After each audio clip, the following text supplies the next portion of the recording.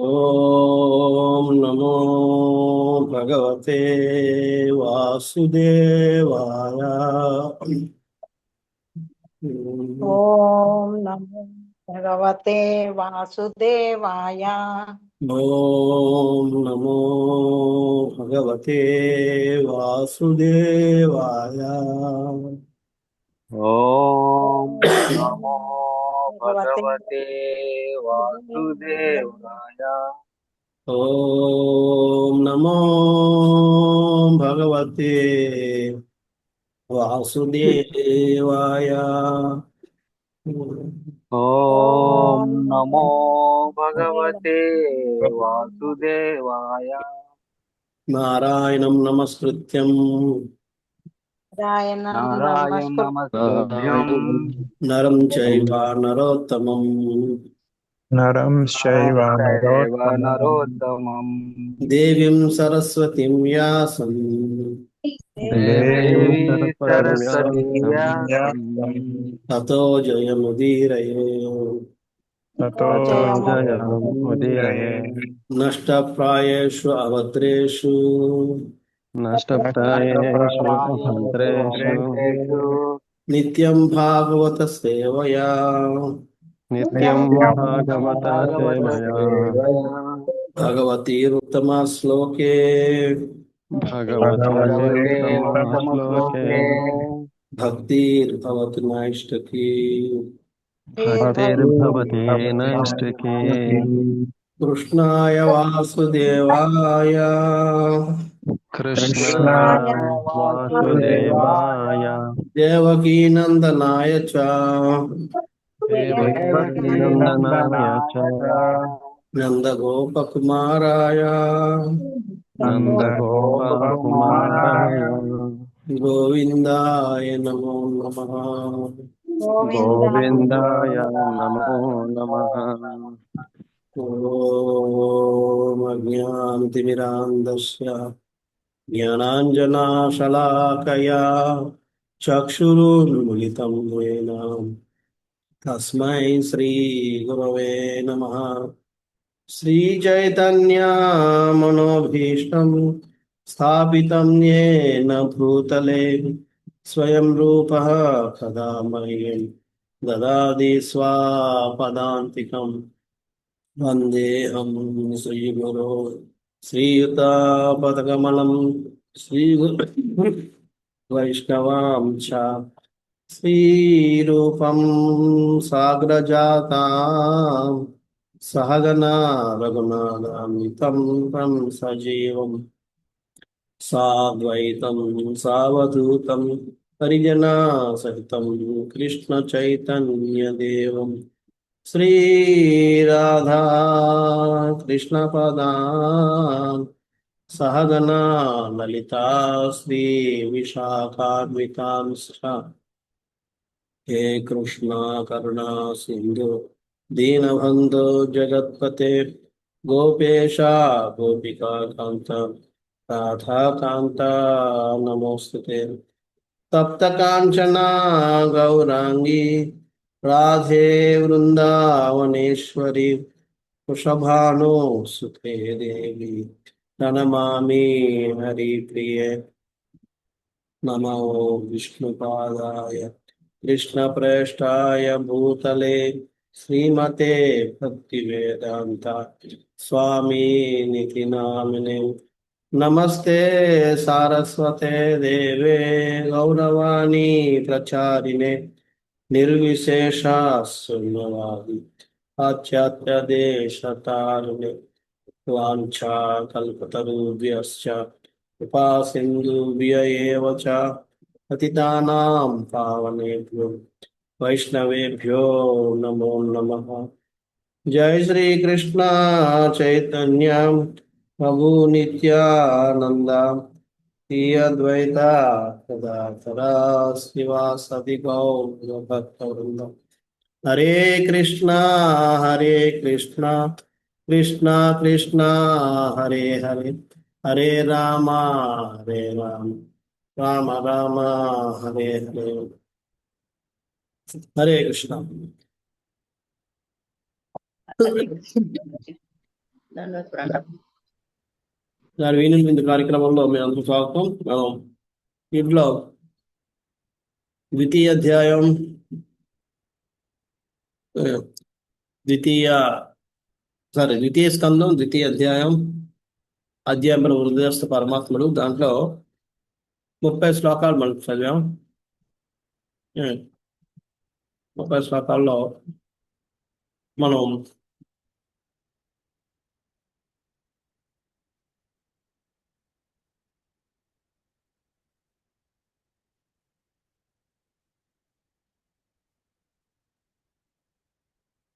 పరమాత్మ యొక్క ఉనికి భక్తుడు ఏ విధంగా ఆ, భక్తుడు యోగి అన్నవాడు ఏ విధంగా శరీరాన్ని విడిచిపెడతారనే అంశాన్ని మనం చర్చిస్తున్నాం. దాన్ని 30 శ్లోకాలు చదివాం. 31 నుంచి మనం ఇప్పుడు చదవబోతున్నాం. 31. తేనాత్మనాత్మానముపైతి శాంత మానందమానందమయోవసానే ఏతాం గతిం భాగవతిం గతో యః స వై పునర్నేహ విసర్జతే తెంగ. కేవలము విశుద్ధాత్ముడే భగవానుతో పూర్ణ సాంగత్యమును, పూర్ణ ఆనందమును, సంతుష్టి యందు తన సహజ స్థితిలో పొందగలడు. అట్టి పూర్ణతను పునరుజ్జీవింపజేసిన వాడు భౌతిక జగముచే ఎన్నడను ఆకర్షితుడు కాక ఇతరులకు తిరిగి రాకుండాను. ఇక్కడ ఎవరైతే మనకి విశుద్ధాత్మల కోసం మనం చర్చించుకున్నాం మన దాంట్లో, ఇక్కడ మనం ఒక భక్తుల పట్ల మనం ఎటువంటి అపరాధాలని మనం చేయకూడదన్నది ఇంత ముందు దాంట్లో చెప్పుకున్నాం. అందులో 8 అపరాధాలు మనం చర్చించాం. అలాగే భక్తుడు ఏ విధంగా తన భక్తుడు అంటే యోగి ఏ విధంగా తన శరీరాన్ని విడిచిపెట్టి దేహత్యాగం చేస్తారన్న విషయాన్ని చర్చిస్తున్నాం. అందులో మన భాగంగానే ఇవి ఇప్పుడు మనం కొన్ని చర్చిస్తున్నాం. ఇప్పుడు ఎవరైతే ఇలాగా మొత్తం అన్నిటిని విడిచిపెట్టి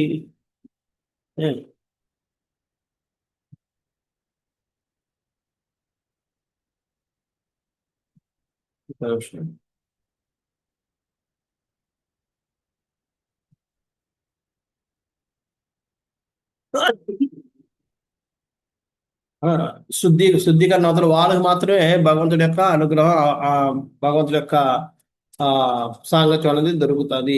అదే ఇక్కడ చెప్తున్నాడు. కేవలం విశుద్ధాత్మని భగవంతుడు పూర్ణ సాంగత్యమును, పూర్ణానందమును, మళ్ళీ సంతుష్టి అందును సహజ స్థితిలో పొందగలడు.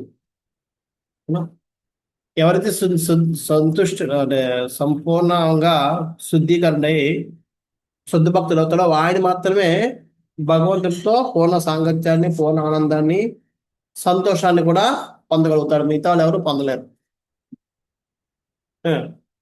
అందుకనే మనకి కృష్ణలీలలో చూస్తే కృష్ణుడు గోపికల్ని, యశోదాని, నందమహారాజుని అందరినీ వదిలేశాడు. విరహంలోనే ఉంటారు. విరహ భావన, వాళ్ళకి విరహ భావనలో ఉంటారు. వాళ్ళని విరహంలో పడేశాడు, బాధ కలిగిస్తున్నాడు. అది చూసుకుంటే అది. కానీ వాళ్ళకి దాంట్లోనే ఉన్న ఆనందం కృష్ణుడు ఉన్నప్పుడు కూడా వాళ్ళు అంత పొందలేరు. కృష్ణుడు స్వయం అక్కడ ఉపస్థితిలో ఉంటే వాళ్ళు అంత ఆనందాన్ని పొంది ఉండేవారు కాదు. కృష్ణుడు లేని ఆ విరహ భావంలో పొందుతున్న ఆనందం అది మనం అర్థం చేసుకోలేం. ఎలాగంటే ప్రహ్లాదుడికి ఎన్ని కష్టాలు ఉన్నాయి, కానీ ప్రహ్లాదుడికి కష్టాలు ఉన్నాయని అనుకోలేదు. మనం అనుకుంటున్నాం. ఇంక మన దృష్టి అది. అరే కృష్ణుడికి ప్రహ్లాదుకి ఎన్ని కష్టాలు, ప్రహ్లాదు చంపడానికి ట్రై చేశాం. కానీ ప్రహ్లాదు అయినాడు కూడా దానికోసం ఆలోచించలేదు, దానికోసం అలాగ అనుకోలేదు. అందుకని నిజంగా మనలాగా అనుకుని ఉంటే హిరణ్యకశిపుడు ఇంట్లోంచి పారిపోయి ఉండేవాడు ప్రహ్లాదు. నాకు ఇన్ని కష్టాలు ఎందుకు ఇంట్లో ఉంటే చంపేస్తున్నారని చెప్పి వెళ్ళిపోయి ఉండేవాడు, పారిపోయి ఉండేవాడు ఇంట్లో నుంచి. కానీ ఆయనకి అది లేదు. సంచేత మన యొక్క బద్ధ స్థితిలో మనం ఒక రకంగా ఆలోచిస్తాం, కానీ శుద్ధ భక్తులు వాళ్ళ యొక్క శుద్ధ స్థితిలో వాళ్ళు వేరే విధంగా చూస్తూ ఉంటారు. అంచేత శుద్ధ భక్తులు వాళ్ళ సహజ స్థితిలో భగవంతుడితో ఆనందాన్ని ఎప్పుడూ పొందుతూ ఉంటారు. అట్టి భక్తి పూర్ణతను పునరుజ్జీవింపజేసిన వాడు ఎప్పుడైతే అటువంటి భక్తిని అప్పుడు ఆనందాన్ని పొందాడో ఆయన మళ్ళీ భౌతిక జగత్తులోకి రావడానికి ఇష్టపడడు అని చెప్తున్నాను. ఇందులో భాష్యంలో ప్రభుపాద వారు రాస్తున్నారు 2వ పారాగ్రాఫ్. ఈ శ్లోకంలో శాంతము మరియు ఆనందం అనేది మరి 2 పదములను మనము గమనించవలసి ఉన్నది. శ్రీకృష్ణ భగవాన్ భక్తియుక్త సేవ వాస్తవంగా శాంతి, ఆనందం అనే 2 ముఖ్య వరములను భగవాన్లకు వస్తుందని అవి సూచించుచున్నవి. ఎవరైతే భగవంతుడికి సేవలో ఉంటారో ఆ సేవలో ఉన్న వాళ్ళకి ఏంటి శాంతి, ఆనందం ఈ 2 కలుగుతాయన్నది మనం అర్థం చేసుకోవాలి. అలాగే 3వ భగవత్ ప్రేమ ప్రాప్తి అనగా ఇతర సర్వాకర్షణల నుండి పూర్ణ స్వాతంత్ర్యం అనే భావము. భగవత్ ప్రేమ ప్రాప్తి అంటే అర్థం ఏంటి? ఇతర ఆకర్షణ నుంచి సంపూర్ణంగా మనకి విముక్తి, అంటే వేరే వాటి మీద దేని మీద ఆకర్షణ లేకుండా ఉండవే భగవత్ ప్రేమ ప్రాప్తి. అంటే ఇంకో విధంగా చెప్పుకోవాలంటే ఎవరికైతే భగవత్ ప్రేమను ప్రాప్తించిందో వాళ్ళు వేరే విషయాల మీద దేని మీద కూడా ఆకర్షణ కానీ వేరే విషయాల మీద ఆలోచన కానీ వెళ్ళదు వాళ్ళకి. వాళ్ళు ఒక్క భగవంతుడి యొక్క విషయాలు తప్ప ఇంకేవి కూడా వాళ్ళకి ఎక్కువ వాళ్ళ దృష్టి అటుపక్క వెళ్ళదు. అది అందుకనే శుద్ధ భక్తులు ఎప్పుడు కూడా వాళ్ళు భగవంతుడి చైతన్యంలోనే ఉంటారు, కృష్ణ చైతన్యం. ప్రభుపాదుల వారు మన సంస్థ కృష్ణ చైతన్య సంస్థ అని పెట్టడం వెనకాల ఉన్న ముఖ్య ఉద్దేశం ఇదే. అంటే ఇస్కాన్లో ఉన్న ప్రతి ఒక్క భక్తుడు కూడా, ప్రతి ఒక్క జీవుడు కూడా ఎలా ఉండాలి? ఎప్పుడు కృష్ణ చైతన్యంలో ఉంటూ ఉండాలి. కృష్ణ చైతన్యమే తన లోకంగా ఉండాలి. వాళ్ళు కృష్ణ చైతన్యంలోనే వాళ్ళు ఆనందాన్ని పొందుతూ ఉండాలి, మిగతా దేన్ని కూడా ఆలోచించుకోవడం. ఆ విధంగా ఉండాలి అన్నది ఆయన కోరిక. ఆ పేరు పెట్టడం ద్వారా ఆయన తన ఒక కోరికని ఆయన వ్యక్తపరుస్తున్నాడు. మనం అది అర్థం చేసుకోవాలి భక్తులుగా, మన ఇస్కాన్ భక్తులుగా మనం అందరం అర్థం చేసుకోవాల్సిన విషయం. అంచేత ప్రభుపాద భగవత్ ప్రేమ అంటే ఇతర సర్వాకర్షణ నుండి పూర్ణ స్వాతంత్రం అని భావము అని ప్రభుపాద రాస్తున్నారు. వాటి నుంచి మనం స్వతంత్రం, స్వేచ్ఛ వచ్చేసింది. పరిశుద్ధాంతరంగుడు కానివాడే భక్తి ద్వారా అట్టి భౌతిక విషయములను వాంఛించును. ఎవరైతే పరిశుద్ధం అవడా వాళ్ళు మాత్రమే ఇంకా భౌతిక విషయాలను వాంఛిస్తూ ఉంటారు. పరిశుద్ధాంతరంగుడు అంటే అంతరంగంగా కూడా పరిశుద్ధుడు, అంటే మామూలుగా కాదు, బాహ్యంగా కాదు, అంతరంగంగా కూడా పరిశుద్ధుడు కానివాడే ఇంకా భౌతిక ఆకర్షణల్ని భౌతిక కోరికలు కోరుకుంటూ ఉంటుంటారు. ఇప్పుడు లేకపోతే బయటికి మంచి భక్తుల్లా కనబడతారు, కానీ లోపల మాత్రం కోరికలు ఉంటుంటాయి. ఎందుకంటే ఆ కోరికలు మనకి ఇంకా ఎందుకు పోవడం లేదు అంటే మనం బాహ్యంగా ఓకే అవతార పరంగా మనం భక్తుడిగా కనబడుతున్నాం, కానీ లోపల నుంచి పరిశుద్ధత లేదు. ఇంకా పరిశుద్ధాంతరంగుడు అంటే అంతరంగంగా కూడా పరిశుద్ధుడు అవ్వాలి. అప్పుడు మనకి బయట కోరికలు ఇంకా బయట విషయాల మీద దేని మీద కూడా ఆసక్తి ఉన్నది, మనం కోరుతాం. అది లేనప్పుడు ఏమవుతుందంటే బాహ్యంగా మంచిగా కనబడతాం, లోపలన్నీ కూడా ఈ చెత్త ఆలోచనలన్నీ ఉంటూ ఉంటాయి. సో ఈ విధంగా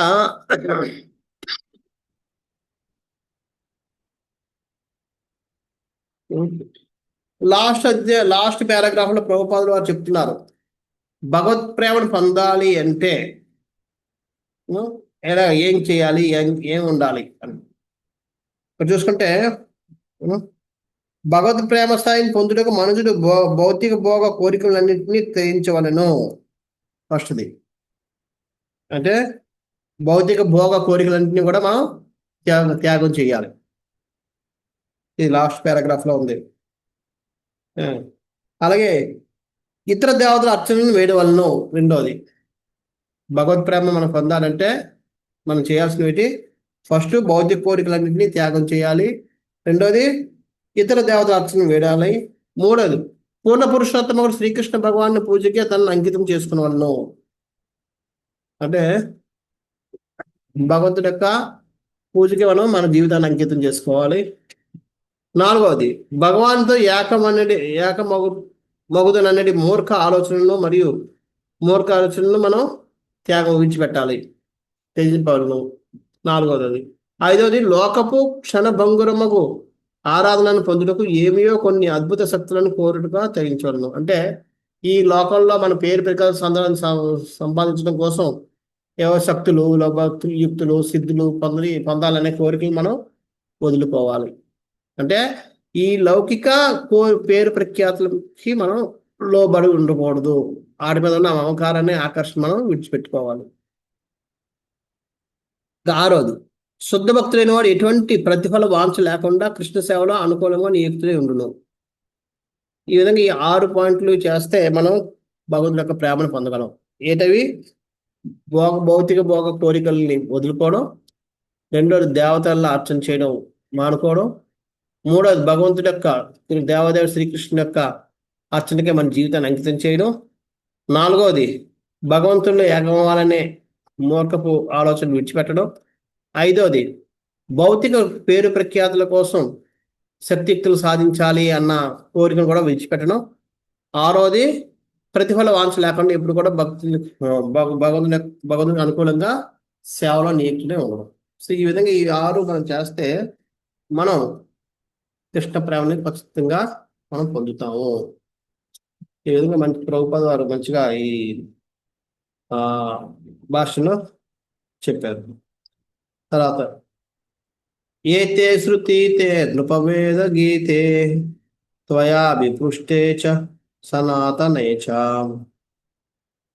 ఏ వై పురా బ్రహ్మణ ఆహతుష్ట ఆరాధితో భగవాన్ వాసుదేవ. ఓ పరిషత్ మహారాజా, నీ ఉత్తమ విచారణకు సమాధానంగా నేను వివరించినంతయు వేదానుసారంగా ఉన్నదని ఎరుగుము. ఇది నిత్యమగు సత్యము. తగిన రీతిగా ఆరాధించబడినంతటా బ్రహ్మదేవుని ఎలా సంతుష్టుడైన శ్రీకృష్ణ భగవానుడు స్వయంగా దీనిని అతనికి వివరించను. ఉంది అంటే ఇప్పుడు నేను చెప్పిందంతా కూడా ఇదంతా చెప్పి ఇప్పుడు దానికి ప్రామాణికం ఇస్తున్నాడు సుఖదేవ గోస్వామి. ఏమని? నేను చెప్పినదంతయు వేదానుసారమే ఉన్నదని వెరుగు. ఇదని నాకు నచ్చింది చెప్పడం లేదు. పరీక్షిత్ మహారాజు, నేను చెప్పిందంతా నాకు నచ్చింది కాదు, ఇది వేదానుసారమే నేను చెప్తున్నాను. ఇది నిత్యమగు సత్యము, ఇది సత్యం ఎప్పటికీ అని చెప్తున్నాడు. సో ఆ విధంగా మనం చెప్పిన దాన్ని మనం ఎప్పుడైనా సరే అది ఎంత ప్రామాణికం అన్నది ఎదుటి వ్యక్తికి కూడా మనం చెబుతూ ఉండాలి. ఆ విధంగా ఎదుటి వ్యక్తిలో మనకి మన మీద గౌరవం పెరుగుతుంది అనుకోవడం. అందుకే భాషలో ప్రభుపాద అన్నారు, సత్యము నిత్యమైనది. అటువంటి సత్యం గురించి ఏదో నూతన అభిప్రాయమునకు తావే లేదు. చేత సత్యం అన్నది నిత్యం. నిత్యం అంటే అటువంటి ఎప్పటికీ మారంది. అంచేత అటువంటి సత్యం ఏదో కొత్త అభిప్రాయం, కొత్త పోకడ, కొత్త ధోరణి ఇటువంటికి తావలేదు. ఎందుకంటే అది మారంది కాబట్టి ఎప్పుడైనా ఏది మారి కొత్తగా వచ్చిందంటే అది తప్పని అర్థం చేసుకోవాలి. అందుకనే భక్తిలో కొత్త పద్ధతులు తీసుకురావడానికి మనం ఎప్పుడు ప్రయత్నం చేయకూడదు. ఎందుకంటే భక్తి కొత్తదేం కాదు, పాతదే. చేత మన భక్తిలో ఎప్పుడు కూడా మనం కొత్త పద్ధతులు అంటూ ఏమి ఉండవు, అన్ని పాత పద్ధతులే. అదే రొటీన్ పద్ధతి ఉంటాను. అది బోర్ కుట్టినా సరే మనం అదే చేయాలి, తప్పు. కొంచెం మనం ఏవో కొత్త పద్ధతులు చేస్తాం అనుకుంటే, కొత్త పద్ధతులు ఆకర్షణ పద్ధతులు లేకపోతే కష్టం, బోర్ పడుతుంది అనుకుంటే మనకి రుచి పెరగలేదు మనకి భక్తి మీద, అది అర్థం. సత్యము సత్యమే అయిన కారణమున దాని యందు కలుపుట కానీ తీసివేయడం కానీ జరగరాదు. ఇంకా సత్యం సత్యమే కాబట్టి మనం దాంట్లో ఏది కలపడం కానీ తీసివేయడం కానీ ఏం చేయడానికి లేదు. ఏది తీయలేము, ఏది కలపలేము. అంచేది భక్తి అనేది ఆ విధంగా ఉంటుంది. సత్యం నిత్యమైంది కాబట్టి దాన్ని ఎప్పుడు కూడా దాంట్లో కొత్త అభిప్రాయాలు తావలేదు. రెండోది సత్యాన్ని సత్యమే కాబట్టి అది దానికి ఎప్పుడు తీయడం కానీ వేయడం కానీ ఏది కూడా మనం చేయలేము. ఈ విధంగా మనకి ప్రభుపాదాలు దీని మీద రాస్తున్నారు. దీనిపై వ్యాఖ్యానిస్తూ విశ్వనాథ్ చక్ర ఠాకూర్ వారు చెప్తున్నారు, బ్రహ్మన్ అంటే ఈ బ్రహ్మజ్యోతి చెందడానికి రెండు పద్ధతులు ఉన్నాయి. ఏదవి? ఒకటి ప్రత్యక్షంగా మనం ముక్తిని పొందడం. ఏ విధంగా? అది 21వ శ్లోకంలో చెప్పారు. 21వ శ్లోకంలో ఏం చెప్పారు చూద్దాం. 20వ శ్లోకం ఏంటి? తదుపరి యోగి ప్రాణవాయువును భూమధ్యమును కొని తేవలను. పిదప ప్రాణవాయువు సప్త ద్వారములను నిరోధించి భగవద్ధామం చేరవలను లక్ష్యంతో అతను కలిగి ఉండవలను. భోగానుభవ సమస్త కోరిక నుండి పూర్ణముగా విముక్తులైనచో బ్రహ్మరంధ్రము చేరి పరమగతిని బడి ద్వారా తన భౌతిక బంధములను అతను విడిచివేయవలను. ఇది ప్రత్యక్ష పద్ధతి. మన యొక్క ఈ ప్రాణవాయువులన్నింటినీ పైకి తీసుకొచ్చి బ్రహ్మరంధ్రం నుంచి బయటికి తీసుకెళ్ళాలి. అది ప్రత్యక్ష పద్ధతి. అలాగే రెండో పద్ధతి ఏంటంటే ప్రత్యక్షంగా, అంటే అలా కాకుండా క్రమక్రమంగా, అది 22వ శ్లోకంలో చెప్పారు. ఏంటి? కానీ ఓ రాజా, ఉన్నత లోకములు బ్రహ్మలోకము చేరుట, లేదా అష్టసిద్ధులు పొందుట, లేదా వైహాయసులను కూడి అంతరిక్షం ప్రయాణించుట, లేదా కోట్ల లోకములలో ఏదో ఒక దాని యందు స్థితిని పొందుట వంటి ఉన్నత భోగానుభవ కోరికను యోగి కలిగి ఉండొచ్చో భౌతికత్వం వీటి మనస్సును ఇంద్రియములను అతడు తన వెంట కొనుక్కోవాల్సి వచ్చును. ఇది పరోక్షం. రెండోది అంటే ఏంటి? ఒకటేమో డైరెక్ట్ గా ప్రాణవాయువు తీసుకొచ్చి ఇక్కడ నుంచి మనం ప్రాణవాయువు తీసుకెళ్ళిపోయి బ్రహ్మజ్యోతులు కలిసిపోవడం. రెండోది అలా కాకుండా మన యొక్క పుణ్య కార్యాల ద్వారా మనం లోకాల పైకి వెళ్తూ మనం లాస్ట్ బ్రహ్మలోకం నుంచి బ్రహ్మజ్యోతి స్థాయికి వెళ్ళడం, గ్రాడ్యువల్. అది రెండోది. ఈ విధంగా 2 స్థాయిల ద్వారా మనం చేయొచ్చు. సో అంచేత ఇప్పుడు ఇది ఒక విధంగా చూసుకుంటే పరీక్షిత్ మహారాజు అడిగిన ప్రశ్నకి సమాధానం. పరీక్షిత్ మహారాజు ఏం అడిగాడు? చావుకు దగ్గరలో ఉన్న వ్యక్తి చేయాల్సిన కర్తవ్యం ఏమిటి? దానికి ఇదే సమాధానం. 2 రకాలుగా మనం కర్తవ్యం చేయొచ్చు. ఒకటి ఏంటంటే నువ్వు సంపూర్ణంగా ఈ ప్రాణవాయువు బయటికి తీసుకొచ్చి పైకి తీసుకు బ్రహ్మరంధ్రం వెళ్ళిపోయి మోక్షం పొందడం, లేదంటే నువ్వు నెమ్మదిగా నీ స్థాయిని పెంచుకుంటూ నువ్వు భగవద్ధామకు చేరడం. 2 అని చెప్పి దీనికి సమాధానం. సో ఈ విధంగా అక్కడ ఈయన భగవంతుని చేరుకునే విధానాన్ని ఇక్కడ వివరించాడు. 3వది. తర్వాత నెక్స్ట్ 33వది. నహ్యత్యోన్య శివపంత విశతః సంస్కృత విహ వాసుదేవే భగవతి భక్తి యోగో యతో భవేత్. బౌద్ధ జగమును పరిభ్రమించు వారులకు శ్రీకృష్ణ భగవానుని భక్తి యోగమున లక్షింపబడిన దానికన్నను అధికముగా మంగళదాయకముగు ముక్తి సాధనం వేరొకటి లేదు. ఈ భౌతిక జగత్తులో ఎవరైతే పరిభ్రమిస్తూ ఉన్నారో అటు ఇటు ఈ లోకంకి ఆ లోకానికి వాళ్ళందరికీ కూడా భక్తి యోగం ద్వారా కృష్ణునికి ఆరాధన మించిన మరొక ముక్తి సాధన లేదు. అంటే కృష్ణుని పూజిస్తూ భక్తి యోగాన్ని అభ్యసించడం కంటే మించిన మరొక యోగ సాధన లేదు. అదే అత్యున్నతమైనది, అతి ఉత్కృష్టమైనది,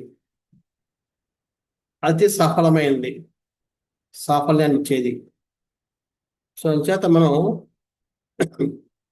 ఈ భగవంతుడి యొక్క కృష్ణుడి యొక్క ఆ, ఆరాధనగా మనకి మునిగి ఉండడం చాలా ఉత్తమం. ఇక్కడ భాషలో ప్రభుపాద రాస్తారు, భౌతిక అస్తిత్వ బంధం నుండి బయటపడుటకు పలు పరోక్ష మార్గములు ఉన్నప్పటికీ వాటిలో ఏదీను భక్తి యోగం అంత సులభము మరియు మంగళకరము కాదు. మనకి ఈ భౌతిక జగత్తులో ఉన్న ఈ కష్టాల నుంచి ముక్తిని పొందడానికి చాలా మార్గాలు ఉన్నాయి, కానీ అది అందులో ఏది కూడా భక్తి యోగం అంత సులభమైంది కానీ సత్యయోగం మంగళకరమైంది కానీ మంగళకరం అంటే అటువంటి శుభం తెచ్చేది, శుభం అంటే విజయాన్ని తెచ్చేది, అంటే సఫలం అయ్యేది, అంత సఫలీకృతం అయ్యేది కానీ లేదు అని చెప్తున్నారు. వాళ్ళు సంవత్సరం పెదప భక్తి యోగ స్థాయికి చేరుటకు మాత్రమే మనుషులు అట్టి కర్మలు తోడ్పడగలవు. ఓకే, దాని ముందు సెంటెన్స్ కూడా చదువుతాం. జ్ఞాన యోగ సాధనములు ఇతర సంబంధిత విధానములు అతను ముక్తిని కావించడంలో స్వతంత్రులే లేవు.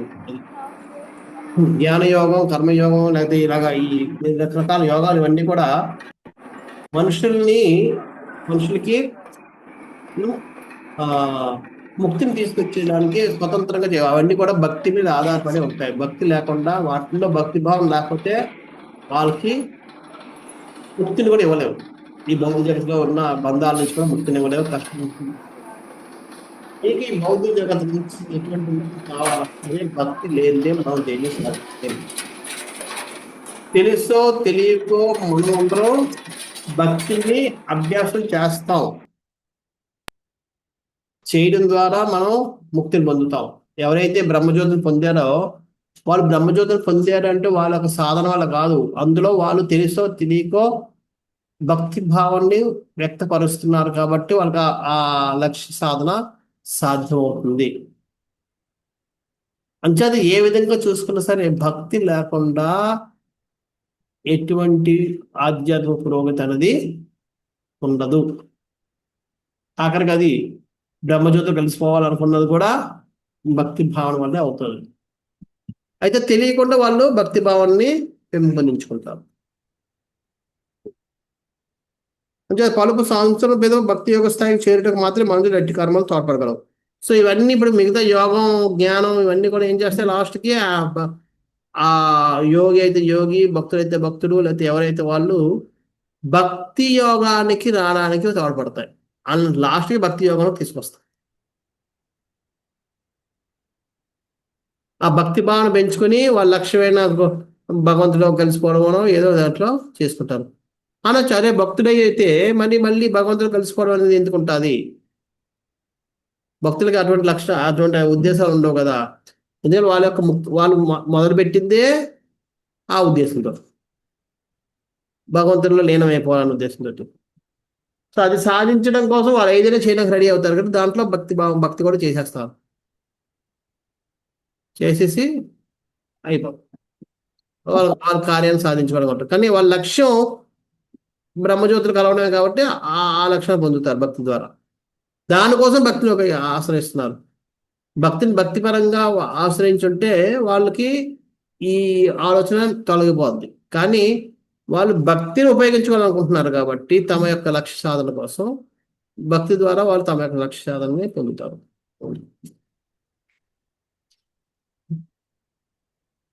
దాంట్లో లాస్ట్ పారాగ్రాఫ్, భక్తి యోగము సులభము, సరళము, సహజము, క్లేశరహితమే గాక మానవునికి ఏకైక ఆనందకారకమని శ్రీధర స్వామి మరియు జీవ గోస్వామి వంటి ఇతర ఆచార్యులు ఆమోదించి ఉండిరి.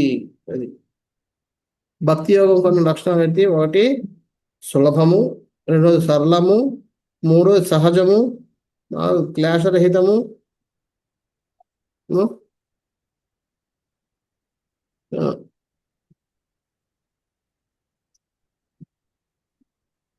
నాలుగవది ఏకైక ఆనందకారకము, అలాగే ఇతర ఆచారాలు ఆమోదించబడింది. ఇలాగా ఇది భక్తి యోగం అంటే. భక్తి యోగం ఎన్ని రకాలుగా లక్షణాలు కలిగి ఉంది. ఒకటి సులభం, రెండో సరళం, మూడో సహజం, నాలుగో క్లేశరహితం, ఐదోది ఏకైక ఆనందకారకం, ఆరోది ఆచార్యులచే ఆమోదించబడింది ముక్తి పొందడానికి. సో ఈ విధంగా భక్తి యొక్క లక్షణాలు అనేది. సో దీని మీద విశ్వచక్ర ఠాకూర్ వారు వ్యాఖ్యానిస్తూ చెప్తారు.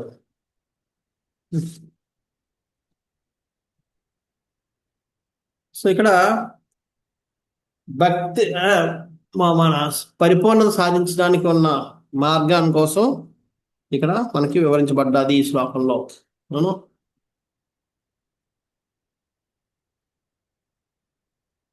అంచేత మనకి అన్నిటికంటే అత్యున్నత మంగళదాయకమైన భక్తి యోగాన్ని మన ఇవన్నీ కూడా మిగతావన్నీ కూడా ఆ భక్తి యోగాన్ని దారి తీస్తానే విషయాన్ని ఇక్కడ మనకు విశదీకరించారు. కాబట్టి ఈ భక్తి యోగం అన్నది అత్యున్నత ఆ యోగ యోగ యోగ మార్గం. అంతేకాకుండా ఇది ఎటువంటి ఆటంకాలు లేకుండా కొనసాగేది.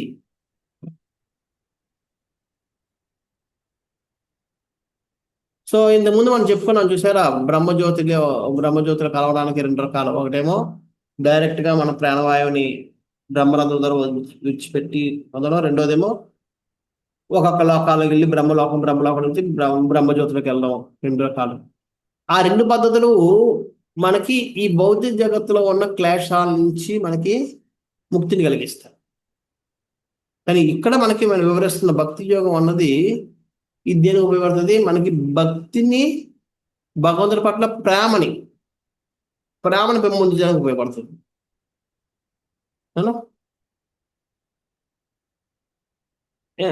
అంచేత భక్తి యోగం ముక్తి మార్గం కాదు.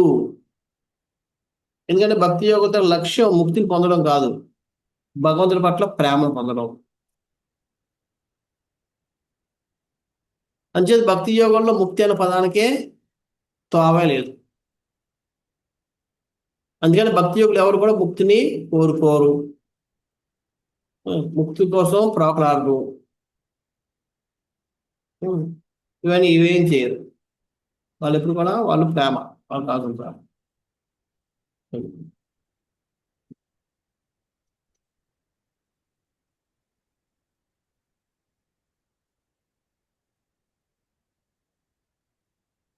నెక్స్ట్, భగవాన్ బ్రహ్మ కార్త్స్నయేన త్రిరన్వీక్ష్య మనీషయా తదధ్యవ్యస్యత్కూటస్థో రతిరాత్మన్ యతో భవేత్. శ్రేష్ఠుడకు బ్రహ్మదేవుడు అధిక శ్రద్ధ ఏకాగ్రతతో వేదములను ముమ్మారు అధ్యయనం కావించి సూక్ష్మ పరీక్ష చేసిన పిమ్మట పూర్ణ పురుషోత్తములకు శ్రీకృష్ణ భగవాన్ గల ఆకర్షణయే అత్యున్నత ధర్మ పూర్ణత్వమని నిర్ధారించను.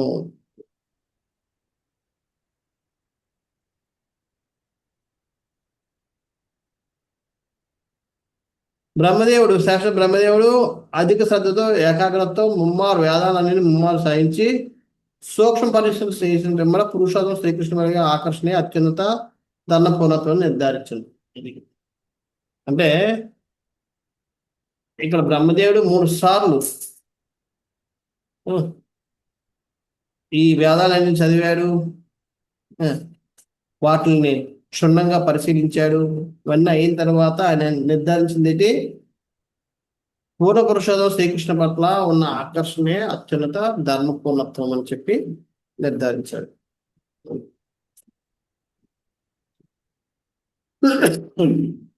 ఇక్కడ భాషల ప్రభుపాద రాస్తాం, బ్రహ్మ పూర్ణ పురుషం శ్రీకృష్ణ భగవాన్ని విశుద్ధ భక్తుడు ఒకటియే సమస్త ధర్మముల అత్యున్నత పూర్ణత్వమని అతడు సమస్తమును సూక్ష్మ పరీక్ష కావించిన పిమ్మట నిర్ధారించను. ఇది అన్నిటినీ సూక్ష్మంగా పరిశీలించిన మీద బ్రహ్మదేవుడు ఏమని దీంట్లోకి వచ్చాడు, సారాంశానికి వచ్చాడు. అత్యున్నత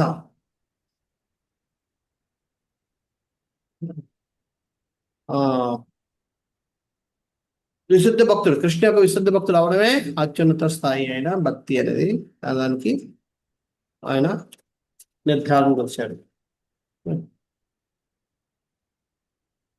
ఇక్కడ విశ్వనాథ్ చక్రవర్తి ఠాకూర్ చేస్తారు.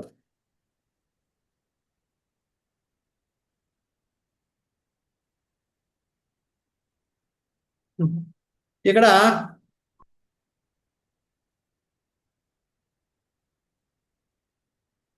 భగవంతుడు తను స్వయం భగవంతుడు అయినప్పటికి కూడా ఆయన కూడా కొన్నిసార్లు బ్రహ్మ రూపంలో వచ్చినప్పుడు, అంటే ఈ గుణావతారాలు వచ్చినప్పుడు ఆయన కూడా ఈ వేదాలని మళ్ళీ చదువుతాడు, చదివి వేద సారాన్ని ఇస్తాడు. అంచేత వేదాలు అన్నవి ఏదో మనం ఒకసారి చదివేదో లేదంటే మనం అందుకని ఆషామాషిగా తీసుకోవడానికి లేదు. రీసెంట్గా నేను 2 రోజుల క్రితం బస్సులో వస్తుంటే ఒక క్రిస్టియన్ ఒక ఆయన మనకి తగిలాడు. దాంట్లో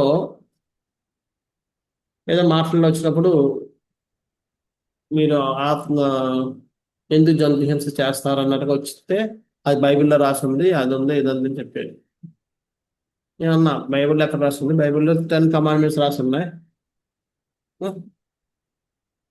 అక్కడ అవి ఏంటంటే thou shalt not kill అని, ఎవరిని చంపకూడదు రాస్తుంది. అది అంటే అది లేదు, అదేం కాదు అని చెప్పి వెళ్ళాడు. అదో చూపించాం. నాకు చూపిస్తే ఆయన చూపించమంటే 10 కమాండ్మెంట్స్ అంటే యేసుక్రీస్తు 10 ఆయనకి నియమాలు ఇస్తారు, అవి పాటించాలని చెప్పి ప్రతి ఒక్కరు. అందులో హింస చేయకూడదని రాసుంటారు. దాన్ని ఇప్పుడు కొత్త టెస్టిమెంట్ అని జరుగుతుంది, కొత్త మళ్ళీ రివైజ్ చేస్తుంది. దాంట్లో నరహత్య చేయకూడదని చెప్పి మార్చేశారు. thou shalt not kill అన్నది thou shalt not murder అని రాసి. కానీ ఆయన నాకు దాంట్లో అవి చూపించకుండా వేరేవి చూపిస్తే నాకు అవి చూపించంటే అవి చూపించినప్పుడు అక్కడ రాసింది thou shall not murder బ్రాకెట్లో ఆర్ కిల్ అని రాసింది. మరి కిల్ అని ఎందుకు రాశాడని చెప్పా, చంపద్దని చెప్పాడు కదా, మరి జీవులు ఎందుకు చంపుతున్నారు వేరే? అదే లేదు అక్కడ మర్డర్ కానీ కిల్ అని, మర్డర్ ఒకటే అయితే మరి కిల్ అని ఎందుకు రాశాడు, ఆర్ కిల్ అని ఎందుకు రాశాడు అని. దానికి ఆయన ఏమంటాడు, ఇంత చిన్న విషయాన్ని మీరు అంత పెద్ద ఎందుకు చేస్తున్నారు అంటాం. కిల్లు మర్డర్ రాస్తే అటు ఇటు రాస్తే ఏమైంది అంటే శాస్త్రాన్ని వాళ్ళు అంత ఆషమాషగా తీసుకుంటున్నారు, మార్చేసినా పర్వాలేదండి. సో వాళ్ళు శాస్త్రాలు మార్చి రాయడంలో పర్వాలేదు అనుకున్న వాళ్ళు రేపు ఇంకోటి కూడా మార్చేస్తారు కదా. కానీ శాస్త్రం అలాంటిది కాదు, ఒక్కసారి వచ్చిందంటే అది అలాగే ఉండిపోద్ది, దాన్ని మనం ఎవరు మార్చలేరు. అంచేత భగవంతుడు కూడా అందుకనే ఆ శాస్త్రం ప్రామాణికాన్ని దాని యొక్క గొప్పతనాన్ని చూపించి అని రుజువు చేయడం కోసం తనే స్వయంగా వచ్చినా సరే ఆయన కూడా ఆ శాస్త్రాన్ని చదువుతాడు.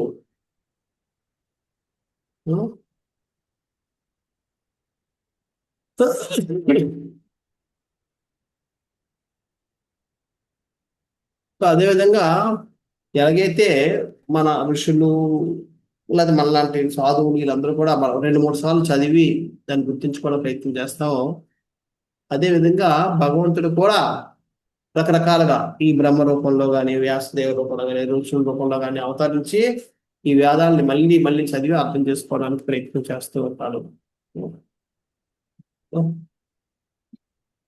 సో ఆ విధంగా భగవంతుడు అర్థం చేసుకుని ఆ వేదాల సారాలు మనకి ఇస్తాడు.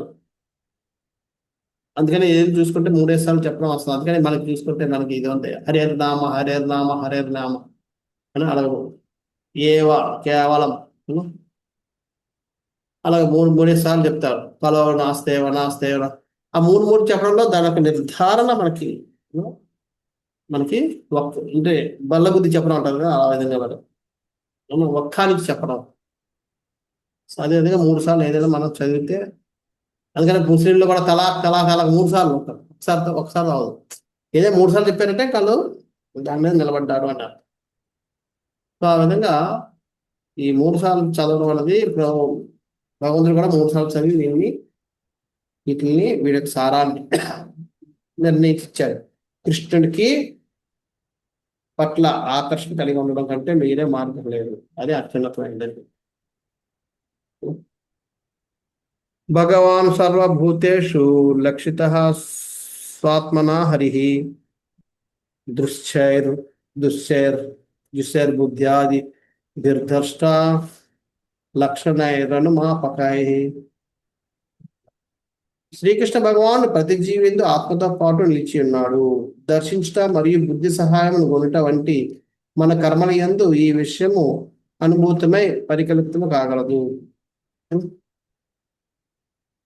శ్రీకృష్ణ భగవానుడు ప్రతి ఒక్క జీవిలో కూడా ఆత్మతో పాటు నిలిచి ఉన్నాడు. అది మనం అర్థం చేసుకోవాలి. అందుకే ఇది సన్నివిష్టం స్టార్టింగ్ ఏంటి?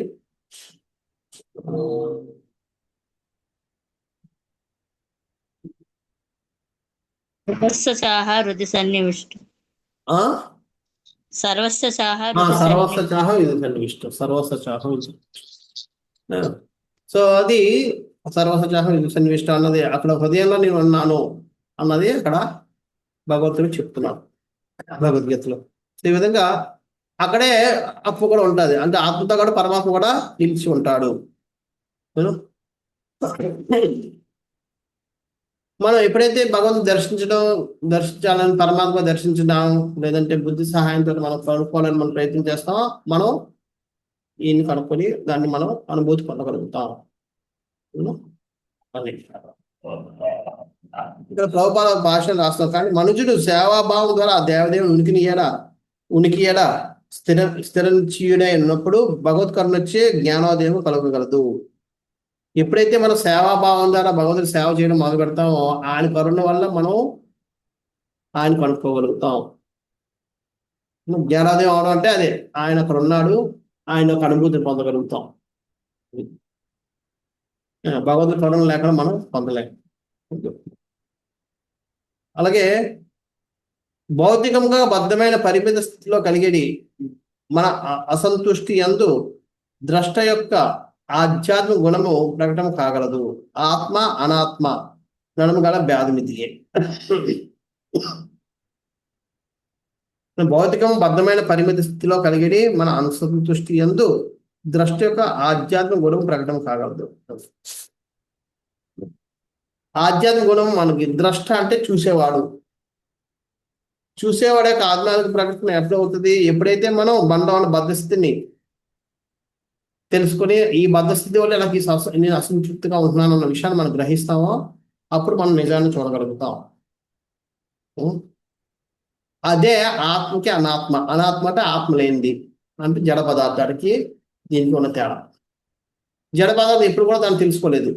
ఆ విధంగా ఓన్లీ ఎవరైతే ఆత్మ మాత్రమే దాన్ని తెలుసుకోగలుగుతారు. ఈ విధంగా అనుభూతిని పొందుతారు. జీవాత్మదే పరమాత్మ అనుభవము ఆత్మానుభవము ఆరంభమే ఉన్నది. జీవాత్మ మాత్రమే పరమాత్మ ఆత్మ యొక్క అనుభూతుల్ని పొందగలుగుతారు. మిగతా ఏవి కూడా పొందలేవు. సో ఈ విధంగా ఇక్కడ కొన్ని విషయాలను ఇక్కడ ప్రభుపాద వారు తన భాషలో రాశారు. ఇక్కడ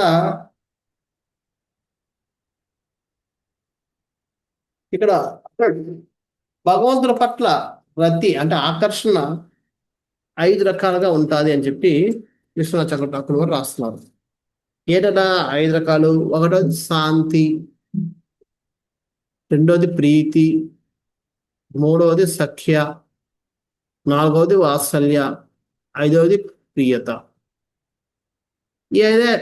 ఇవే ఏంటంటే ఈ రతి ఆకర్షణ 5 రకాల రసాలు. శాంతరసం, ప్రీతి అంటే ప్రీతి రసం లేదంటే దాస్యరసం, మూడవ సాక్ష్యం, వాత్సల్యం, మాధుర్యం లేదంటే ప్రియత. ఈ విధంగా 5 రకాలుగా అది తీసుకుంటారు. నెక్స్ట్, తస్మాత్ సర్వాత్మన రాజన్ హరి సర్వత్ర సర్వదా శ్రోతవ్య కీర్తితవ్యశ్చ స్మర్తవ్యో భగవాన్ నృణాం. ఓ రాజా, కనుక ప్రతి మానవుడు సర్వత్రా పూర్ణ పురుషోత్తముడు ఆ హరిని గూర్చి శ్రవణం చేయుట, కీర్తించడం, స్మరించుట అత్యంత ఆవశ్యకమై ఉన్నది.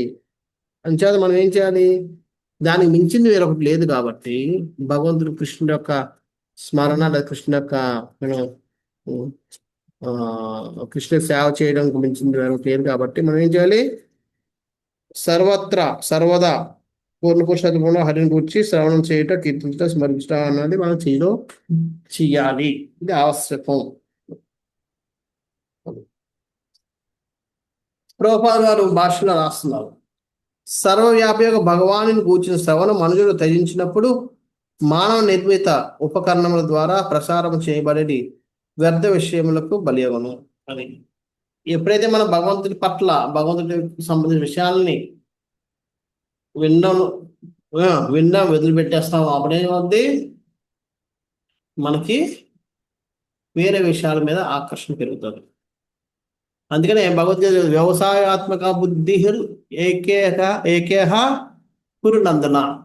వ్యవసాయాత్మక బుద్ధి అంటే బుద్ధి ఒక లక్ష్యం మీద గురి పెట్టినప్పుడు ఏకేహ కురునందన అంటే ఒకటే దృష్టి ఉంటారు. అలా లేని వారు బహుశాఖ అనంతస్య అను బుద్ధియో వ్యవసాయిన. అలా కాకుండా ఎవరికైతే బుద్ధి వ్యవసాయం అంటే తన యొక్క లక్ష్యం మీద, తన యొక్క కార్యం మీద దృష్టి ఉంటుందో వాళ్ళ యొక్క బుద్ధి అది ఉంటుందట బహుశాఖ అనంతస్య, బహుశాఖలుగా వెళ్ళిపోతుంది.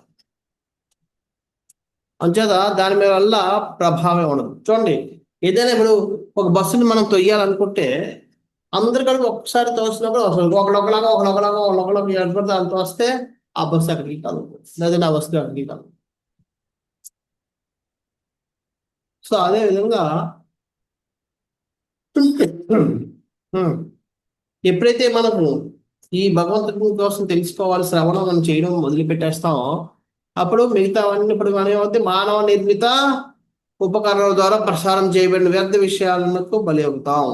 అందుకనే ఇప్పుడు ఇంటర్నెట్లు, ఈ యూట్యూబ్లు, వాట్సాప్లు, ఇంకా ఫేస్బుక్లు, ఇన్స్టాగ్రామ్స్ ఇవన్నీ రావడానికి కారణం ఏంటి?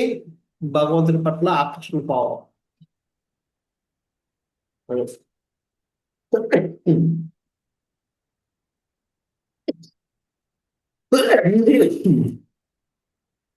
ఈ శ్రవణ విధానం కీర్తనం ద్వారా ప్రతిష్టం కాగలదు. శ్రవణం అనేది చాలా ముఖ్యం. నిన్న కూడా మనం భక్తి శాస్త్రం చెప్పుకుంటూ ఉపదేశామృతిలో వస్తుంది. ఆధ్యాత్మిక జ్ఞానానికి మొట్టమొదటి మెట్టు శ్రవణం. శ్రవణం ద్వారా మనం మన ఆధ్యాత్మిక జ్ఞానాన్ని పొందడం మొదలు పెడతాం. సో ఆ శ్రవణం దేని ద్వారా ప్రతిష్టం అవుతుందట? కీర్తనం. అంటే శ్రవణంతో మొదలైనప్పటికీ దాన్ని ప్రతిష్టం చేయాలంటే మనం కీర్తన అన్నది మనం స్ట్రాంగ్గా ఉండాలి. ఆ స్ట్రాంగ్ అయిన కీర్తనతో పాటు మనం ఈ శ్రవణాన్ని మనం ప్రతిష్ఠించుకోవచ్చు. లాస్ట్, ఆ దేవదేవుడు సర్వవ్యాపి కనుక సర్వదా అతన్ని శ్లాఘించడం అత్యంత అవసరమైనది. అట్టి భగవద్గుణ కీర్తనమందు దేశ కాల నిబంధన ఉండకూడదు. అది సనాతన ధర్మం లేదా భగవద్ ధర్మం అనబడబోతుంది. సనాతన ధర్మం అంటే అర్థం ఏంటి? దేశ కాల పాత్రలతో సంబంధం లేకుండా ఎప్పుడు కూడా భగవంతుని కీర్తిస్తూ శ్లాఘిస్తూ ఉండడమే సనాతన ధర్మం. అంటే ఎవరైనా సరే సనాతన ధర్మ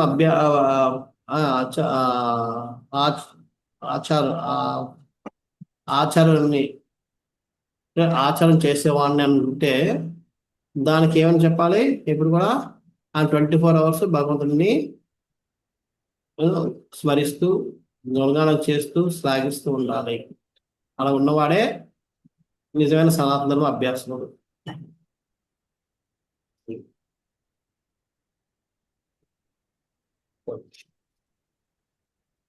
ఇంకా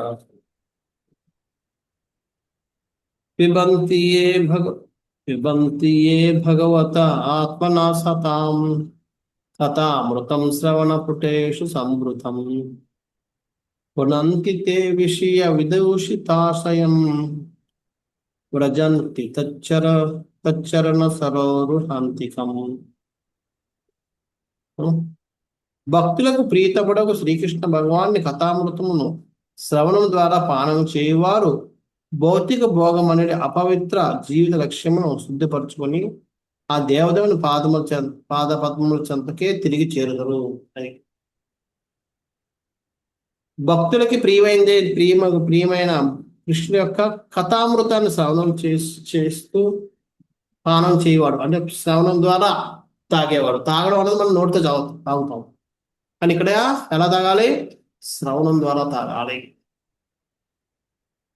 అలా చేసేవాడు భౌతిక భోగం అనేది అపవిత్ర జీవిత లక్ష్యం శుద్ధపరచుకుంటాడు.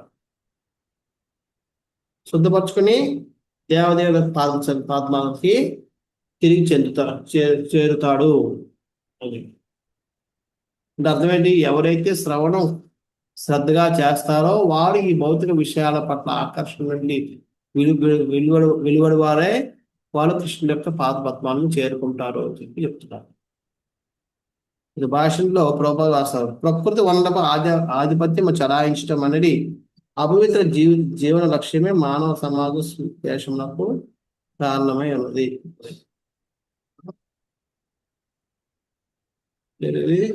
ఏది కారణం? ప్రకృతి వండప ఆధిపత్యం చలాయించట అనేది అపవిత్ర జీవిత లక్ష్యమే మానవ సమాజానికి క్లేశానికి దూరం చేస్తారు. ఆ క్లేశాలకు సరే ఆధిపత్యం చలాయించాలంటే ఆ చలాయించాలన్న కోరికే మనకు క్లేశాల్లో ఉంచుతుంది. ఎప్పుడైనా చూడండి, మనం ఎంత నియంత్రించాలనుకుంటామో అంత తలపోటు ఎక్కువ ఉంటుంది. నియంత్రించకపోతే ఏం లేదు. మనం ఎంత నియంత్రణలు ఎంత కంట్రోల్లో పెట్టుకోవాలనుకుంటామో, ఎంత కంట్రోల్ చేయాలనుకుంటామో అంత తలనొప్పి మనకి పెరుగుతూ ఉంటుంది. అది అంచేత మనం ఈ భౌతిక ప్రకృతి మీద పెత్తనం చలాయించాలనుకుంటున్నాం కాబట్టి మనకి తలనొప్పి మొదలవుతుంది. అక్కడి నుంచి ఆ భావన ఉన్నప్పుడు, ఆ భావన వదులుకున్న రోజు మనం ప్రశాంతంగా ఉండగలుగుతాం. మానవ సమాజంలో అత్యున్నత పూర్ణ చింతనం సుఖదేవ గోస్వామి చేసిన ఉపదేశం ఉన్నది. అదే శ్రీమద్ భాగవత శ్రవణం. అది అయితే ఇటువంటి భగవంతుని నిత్యం మనం చింతించాలి. దానికి ఆ చింతించడానికి ఒక మార్గం ఏంటి? భగవత్ శ్రవణం, శ్రీమద్ భాగవత శ్రవణం. అది సుఖదేవ గోస్వామి పరీక్షిత్ మహారాజుకి సజెస్ట్ చేసిన ఒక సజెషన్.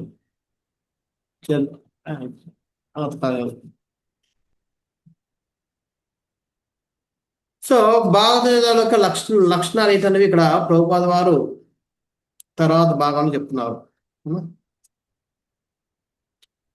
శ్రీమద్ భాగవతం శ్రీకృష్ణ భగవానుని అమృతమయ గాథయే ఉన్నది. ఒకటేంటి? శ్రీమద్ భాగవతము శ్రీకృష్ణ భగవాన్ యొక్క అమృత గాథ. రెండవది, తగినంతగా శ్రీమద్ భాగవతం శ్రవణం చేయడం ద్వారా అపవిత్ర జీవన లక్ష్యము శమిస్తుంది. అంటే ఎప్పుడైతే మనం శ్రీమద్ భాగవతాన్ని మనం తగినంతగా మనం శ్రవణం చేస్తామో అదేం చేస్తుంది? అపవిత్రమైన మన భౌతిక జీవన విధానాన్ని మనం సమీపించేస్తుంది. అంటే దాని కోరికని తగ్గించేస్తుంది. మూడవది, ప్రపంచమంతటి జనసామాన్యము జ్ఞానానందములను కూడిన శాంతిమయ జీవనం కొనసాగించగలరు. ఇప్పుడు శ్రీమద్ భాగవతం వింటే ఏం చేస్తుంది? జనసామాన్యం శాంతియుతంగా జీవించేటట్టుగా అది చేస్తుంది. నాలుగవది, శ్రీకృష్ణ భగవాన్ నామము, యశస్సు, గుణము, పరివారం అది ఏ సంబంధిత విషయమైనను విశుద్ధ భక్తులకు శ్రవణ మనోహరంగా నుండును. అంచేత శ్రీమద్ భాగవతం ఒక నామవర్ణన కానీ యశస్సు, గుణాలు, భగవంతుకు సంబంధించి ఏ విషయమైనా సరే అది భక్తులకి మనకి ఆనందాన్ని కలుగజేస్తూ ఉంటుంది. నెక్స్ట్ పారాగ్రాఫ్ ఉంది, 5వ పాయింట్. భగవద్గీతను ఆ పెదవ శ్రీమద్ భాగవతమును నిత్యం శ్రవణం చేయడం ద్వారా మనుషులు శ్రీకృష్ణ భగవాను చేరుతారు.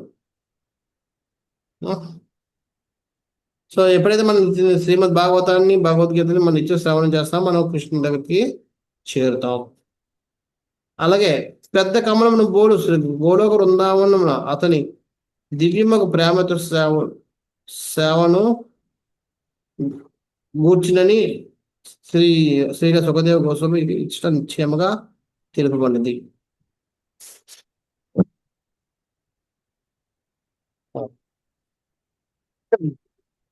ఇక్కడ గోలోకం అనేది ఒక కమలం లాగా ఉంటే, కమలంలో మధ్యలో పుప్పొడి గోలోకం. గోలోకం అన్నాను. అధ్యాయంలో ఒక కమలం అయితే దాంట్లో ఉన్న పుప్పొడి అది గోలోకం. మనకి పుప్పొడి ఎలాగుంటుందంటే ఒక ఒక మూడో వంతు కమల యొక్క మూడో వంతు భాగం పుప్పొడే ఉంటుంది, అంత ఎక్కువ ఉంటుంది. అంచేత అటువంటి అంత పుప్పొడి లాంటి ఆ గోలోక బృందాన్ని మనం చేరుతాం ఎప్పుడైతే మన కృష్ణ భాగవతం మసనాలు చేస్తాం.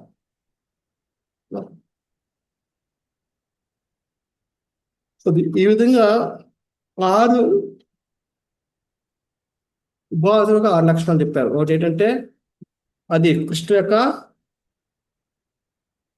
అమృత గాథ, భాగవతం ఉంది కృష్ణ యొక్క అమృత గాథ. రెండోది శ్రవణం చేయడం ద్వారా మన అపవిత్ర జీవిత లక్ష్యాలన్నీ సమీపించేస్తుంది. మూడోది ప్రపంచంలో ఉన్న జమసాన్యమంతా ఈ జ్ఞాన సంపద ద్వారా శాంతియుతంగా జీవించేటట్టు చేస్తుంది. నాలుగోది యశస్సు, నామము, గుణాలు అనేది ఈ వర్ణ ఇప్పుడు కూడా భక్తులకి ఆనందదాయకంగా మనోహరంగా ఉంటాయి. ఐదోది భగవద్గీత శ్రీమద్ భాగవతం నిత్యం వినడం ద్వారా మనం భగవతుని చేరుకునే స్థాయికి వెళ్తాం. ఆరోది మనం భగవంతుని చేరి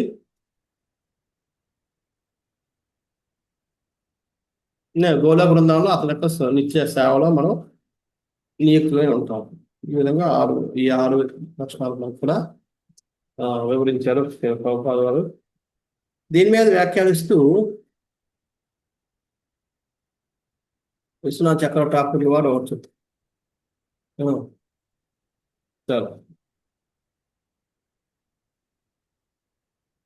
ఇక్కడ పిబత అంటే డ్రింక్,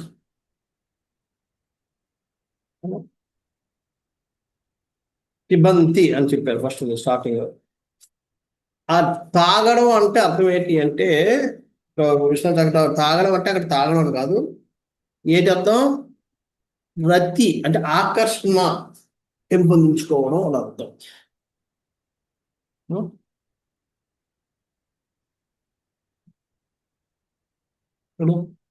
అంటే ఆకర్షణ పెంచుకోవడం అంటే అర్థం ఏంటి? ఎవరైతే భగవంతుడి యొక్క మధురత్వాన్ని అనుభూతి పొందారో వాళ్ళు ఎప్పుడు కూడా ఇంకా ఆస్వాదిస్తూనే ఉంటారు. సో ఆ విధంగా వాళ్ళు తాగుతున్నట్టు మనకి అర్థం. అంతే తప్ప తాగడం కాదు. వాళ్ళు భగవంతుడి పట్ల రతిని, ఆకర్షణని పెంచుకున్న వాళ్ళు అని అర్థం. సో ఈ విధంగా ఈ 2వ అధ్యాయం కూడా ఈరోజు మనం సమాప్తం చేసాం. రేపు 3వ అధ్యాయాన్ని మనం చదవబోతున్నాం. విశుద్ధ భక్తిత్వ సేవ, 3వది ప్యూర్ డివోషనల్ సర్వీస్ అండ్ హృదయ పరివర్తన.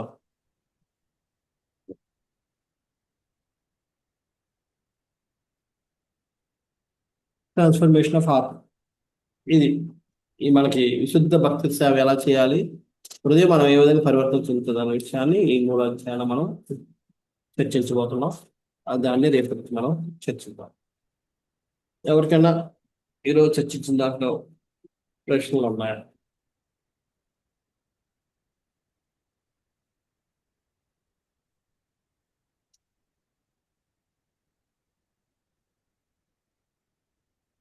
ఈ అధ్యాయం మోర్ ఆర్ లెస్, ఈ అధ్యాయం స్కందం అంతా కూడా కొద్దిగా టెక్నికాలిటీ ఎక్కువ, కొద్ది బోరింగ్గా ఉంటుంది, కానీ నెమ్మదిగా అర్థం చేసుకుంటారు.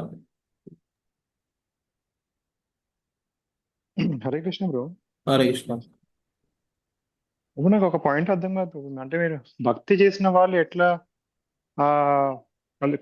భగవంతుడిలో కలిసిపోవడానికి కోరిక చెందుతారని చెప్పన్నారు కదా ప్రభు. అది అసలు భక్తి అంటేనే ఒక పర్సనల్ ప్రాసెస్ కదా ప్రభుజీ.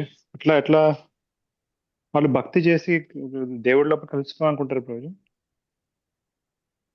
యాక్చువల్గా అందుకని అక్కడ నేను వివరణ ఇచ్చాను. ఏంటంటే భక్తి చేసి భగవంతుడు కలవాలనుకున్న వాళ్ళు భక్తి ద్వారా భగవంతుడు కలవాలని కాదు,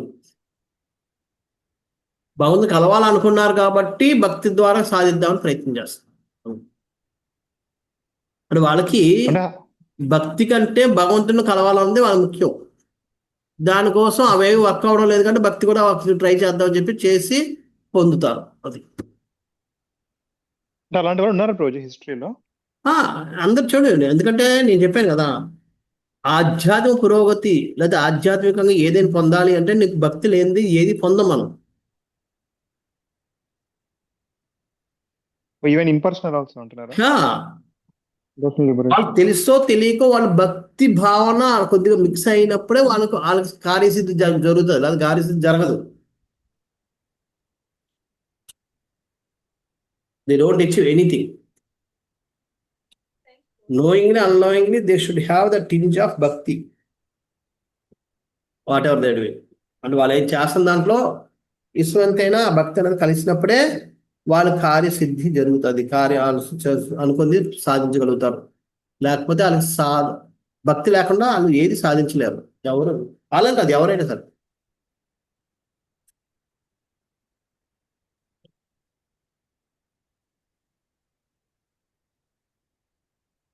అంచేది వాళ్ళందరూ ఎవరైతే భక్తి చేసి చేసి ఈ కోరిక కలిగి ఉన్నారంటే వాళ్ళు భక్తుల కింద కాదు, వాళ్ళ కోరిక ఒకటే వాళ్ళు కాబట్టి మిగతా వర్క్ అవడం లేదు కాబట్టి భక్తి కూడా ట్రై చేస్తారు. ట్రై చేసి ఆ విధంగా ఇదైనా అంతే తప్ప వాళ్ళు భక్తుల కింద కాదు.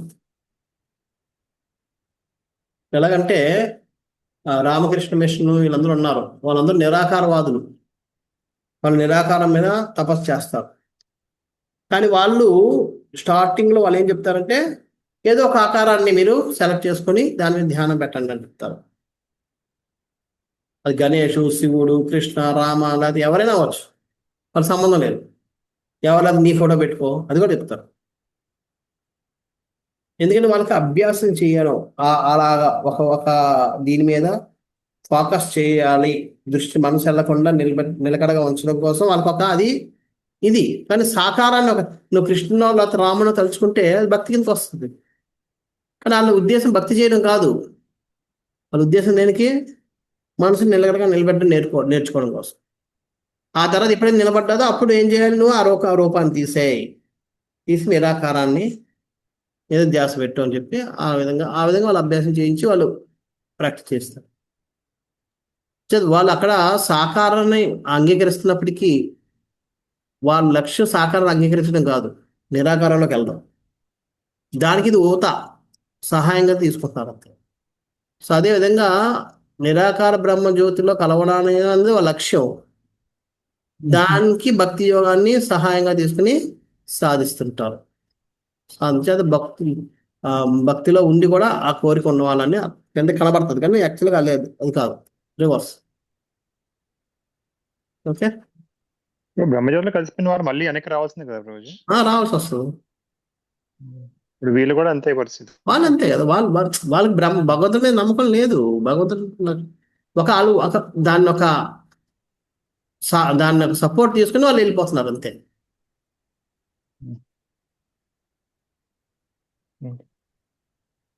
ఎలాగంటే ఇప్పుడు మనకి ప్రభుపాద వారు లాంటి ఒక మనిషి ఉన్నాను అనుకోండి, ఆయనతో మన సాయం పొందడానికి మనం ఆలోచిస్తాం. కొత్తోడైతే ఆ ప్రభుపాదుడు కూడా సాయం పొందుతాడు, దానికేం తెలియదు. ఆయన లక్ష్యం తన పైన అవగొట్టించుకోవాలి అంతే తప్ప ఆ మనిషి ఎదుటి వ్యక్తి ఎంత గొప్ప కాదు.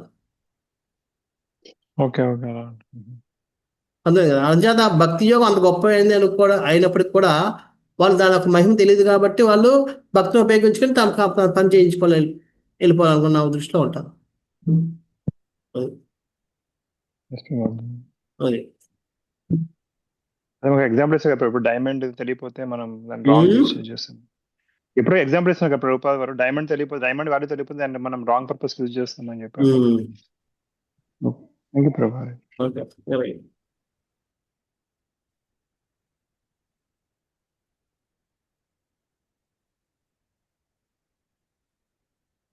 ఇంకెవరికైనా ప్రశ్నలు ఉన్నాయా?